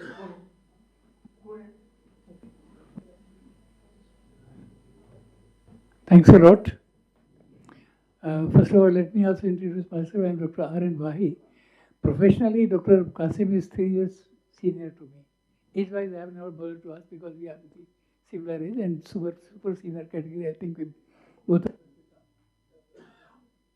Anyhow, and before I say anything, I must say my regards to Vyasuddin, your father, and he and along with Dr. K.G. Saxena, we should never forget, as well, Dr. K.G. Saxena, they were instrumental, and because of these two personalities, we are here. Coming to certain other things, I think you had referred to iatrogenesis. So iatrogenesis, it is all man-made, and other factor which was pointed out was regarding the pharma industry. Okay? Well, that is definitely very important. Why I can say that, when I had joined these studies, Dr. William Boyd's book on pathology, that was the most respected book. It was there he had mentioned iatrogenesis. Examples he gave. I think, we'll be wasting more time. But then, what I had read at that preface, I had done, let me commit before all of you. I made an unethical part because that book, it was very costly.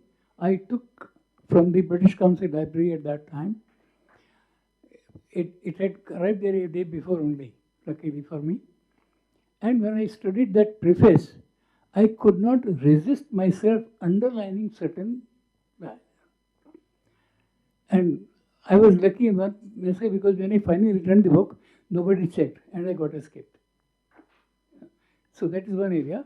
Then coming to certain other things, as has been mentioned, regarding cancer, one aspect I can say, because luckily Dr. Anita, she's an ophthalmic surgeon, and Dr. Qasim is my old colleague. Once it was as back as I think it was 2014 or 13, I think. I had some problem, some growth was here. I still have the mark here.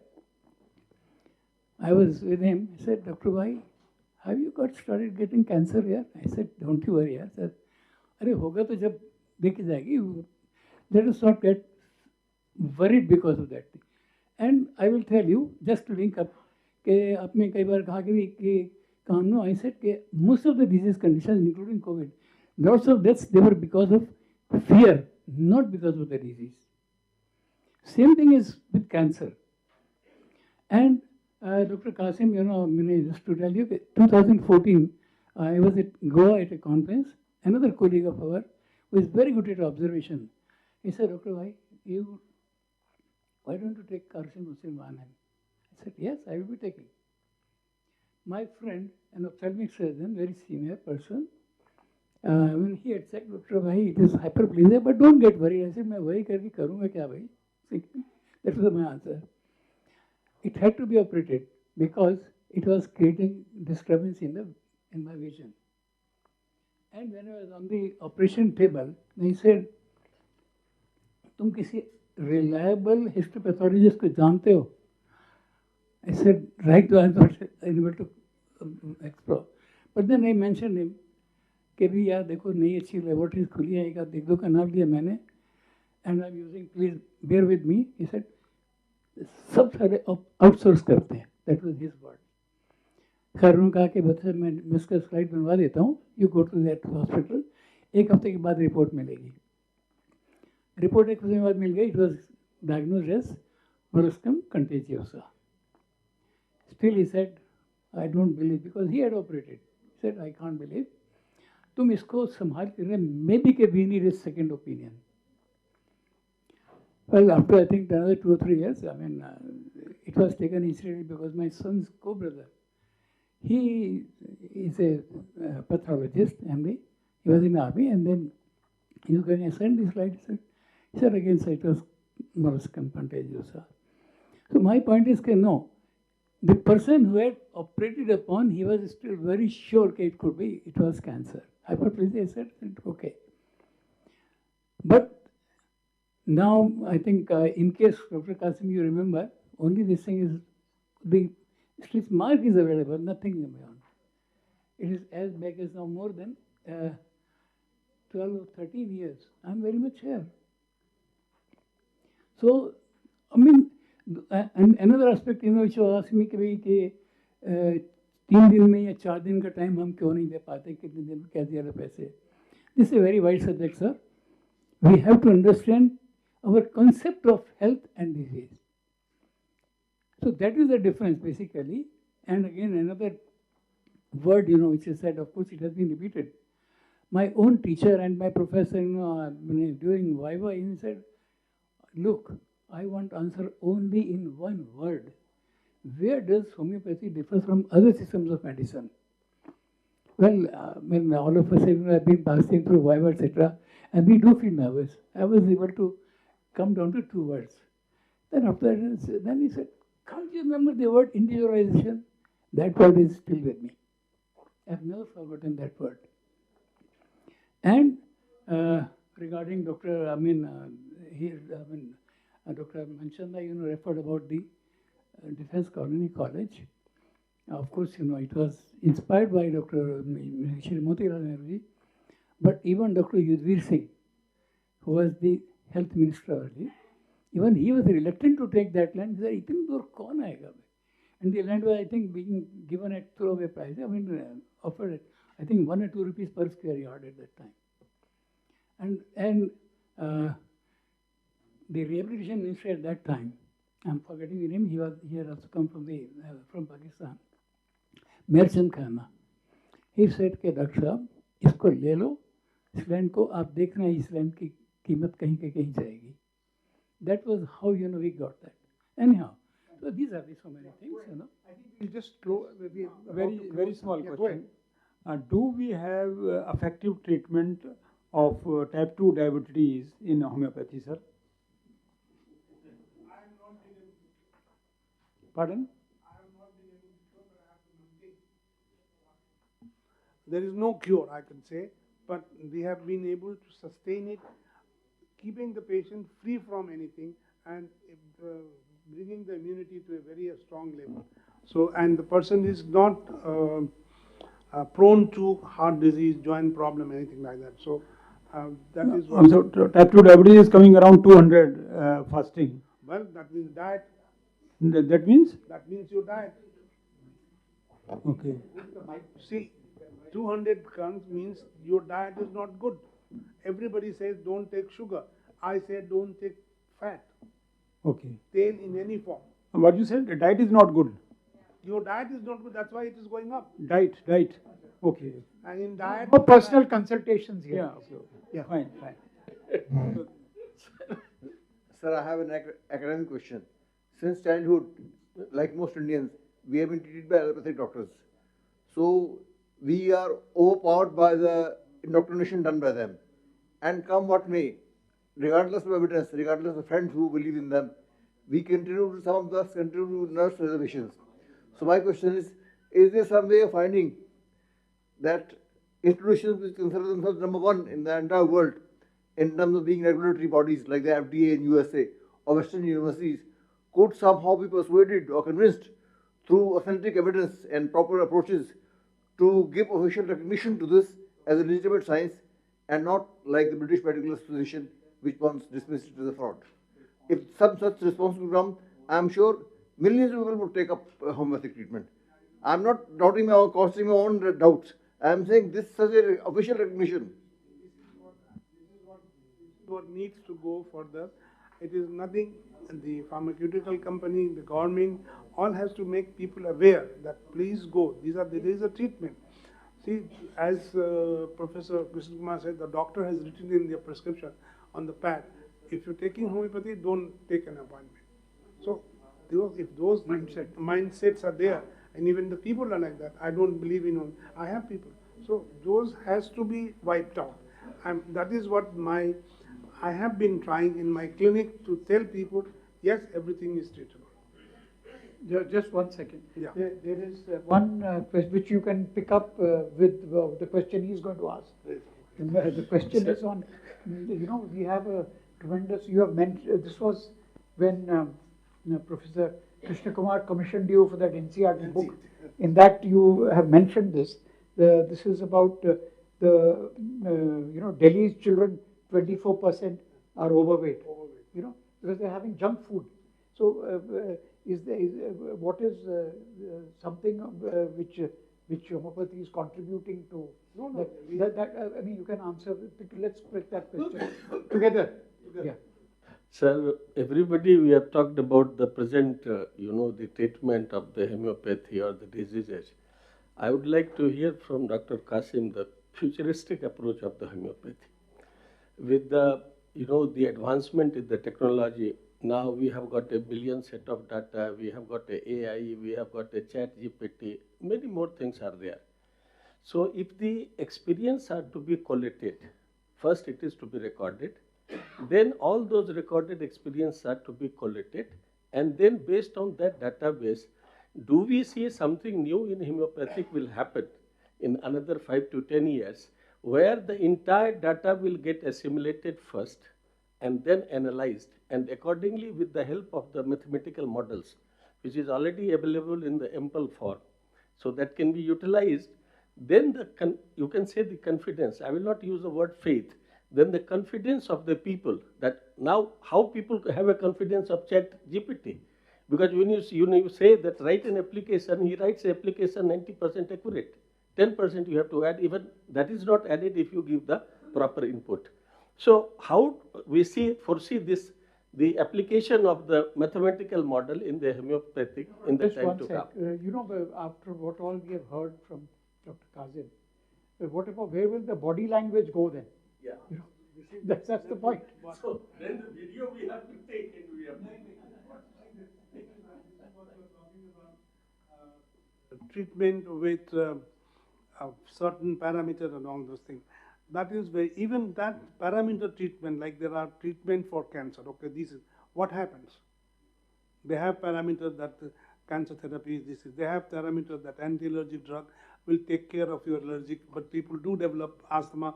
Then it again goes beyond and they develop ILD, interstitial disease, lungs disease. So these are, the disease is not curing that. So that will be very difficult. But as you say, we have been, as a physician, I have number of, as you know, thing, but I have not had the courage to compile them and make them, because I still feel Dr.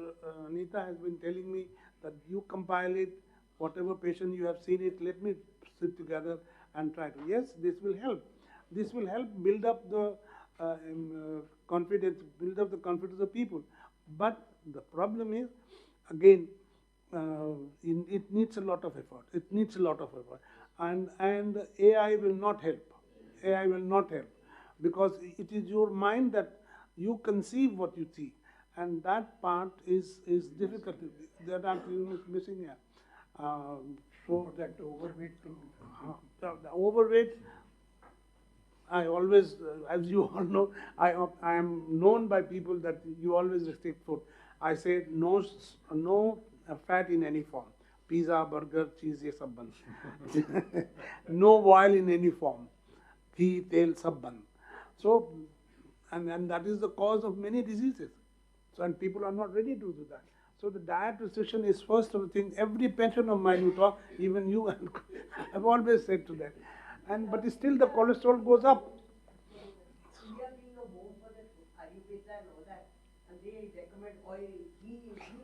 Well, no, it's not the question. नहीं, you take, नहीं, सुनो, मैं उसका ये कहता हूँ, you take ghee, you can tell everything, but that was, Ayurveda has provided that information when 2000 years ago, or even 100 years ago. Now, you are living in a society where you have all the luxury that you have. And if you take that, of course, you go to the hospital. You go to the hospital and you get diabetes and everything. Because your circumstances change. You are living in AC, don't perspiring. All these things will contribute. Children are not without AC. They eat pizza and come back and sleep in AC. So where is the perspiration? The perspiration will go inside and it will develop everything. Asthma is one of the... I have been advocating no milk product for children having asthma, allergic rhinitis. This is my standard advocation. So you have to, diet is more important. I think we want 2 hours up now. I think we'll have to close. What has happened to the light? Okay. Yeah. He should give the address of his clinic. No, let's not do. Anyway, now the thing which, the point, I just want to thank everybody, the panel and the patient audience. I think it's a homeopathic audience, They've been so patient. Now the other thing which I wanted to say is that we must have some, if we have to do justice to homeopathy, we must clean our house.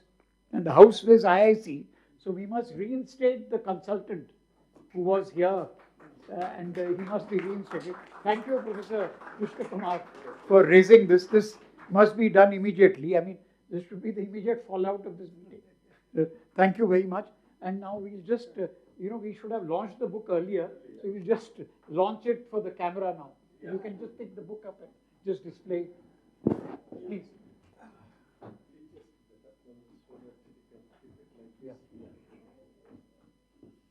Yeah, let's get up.